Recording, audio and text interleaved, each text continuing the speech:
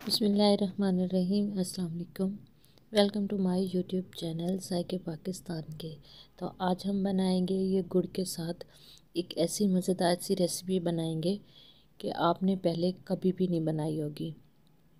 तो इसके लिए हमें किन चीज़ों की ज़रूरत होगी वो हम आपको आगे चल के बताएंगे। वीडियो स्टार्ट करने से पहले हमारे चैनल को लाइक कर दें, सब्सक्राइब कर दें और बेल आइकन को दबा दें ताकि हर आने वाली नई वीडियो सबसे पहले आपको मिले।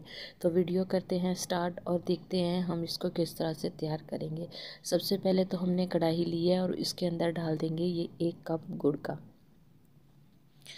आँच हमने हल्की रखनी है और इसके अंदर डाल देंगे 1 कप पानी और इसको हमने हल्की आंच पे ही मेल्ट करना है। बस गुड़ को मेल्ट करना है, इसकी चाशनी नहीं बनानी। तो गुड़ जो है वो हमारा मेल्ट हो चुका है। अब हम इसको एक बाउल में छान लेंगे स्ट्रेनर की मदद से या छन्नी की मदद से, किसी चीज़ से भी आप इसको छान सकते हैं क्योंकि उसमें बहुत सारा कचरा होता है तो उसको बाहर निकालना होता है। ये देखो कितना कचरा है इसका निकल आया। तो अब जो है उसी कढ़ाई को हम दोबारा रखेंगे और उसके अंदर जो गुड़ से हमने पानी निकाला था वो हम अंदर डाल देंगे और उसकी तैयार करेंगे चाशनी। इस तरह से बबल से बन चुके हैं तो चाशनी जो है वो हमारी तैयार हो चुकी है। ये देखिए हमें इतनी ही चाशनी चाहिए जितनी आपको नज़र आ रही है। बस इस तरह की चाशनी हमें चाहिए। अब हम इसको उसी बाउल में दोबारा से निकाल देंगे। चाशनी हमारी तैयार हो चुकी है तो इसको हम बाउल में निकाल लेते हैं। चाशनी को साइड पे कर देंगे। अब हम उसी कढ़ाई को ऊपर रखेंगे और उसके अंदर डाल देंगे 1 चम्मच घी का। बस इतना सा घी ही हमें काफ़ी होगा। अब हम इसमें 2 से 3 इलायची डाल देंगे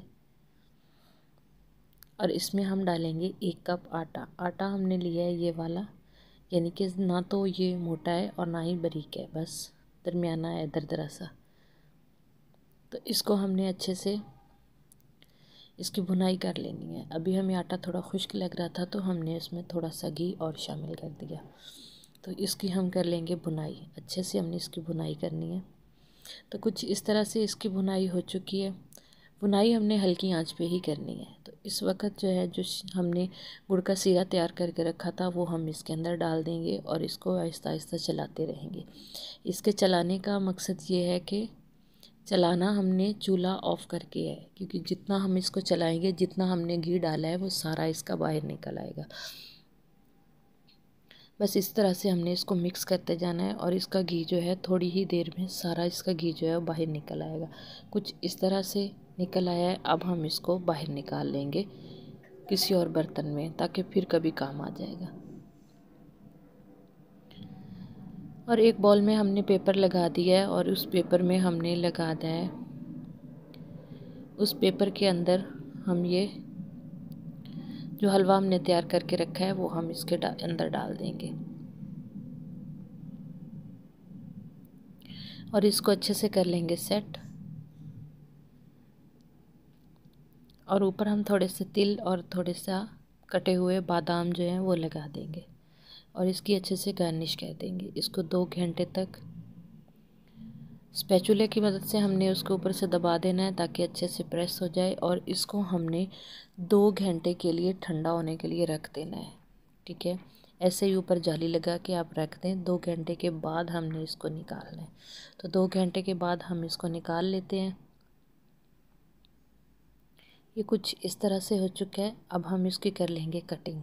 पीस आप अपनी मर्ज़ी से कर लें, चाहे छोटे या बड़े, या जिस तरह से आपको पसंद हो आप उस तरह से कर लें।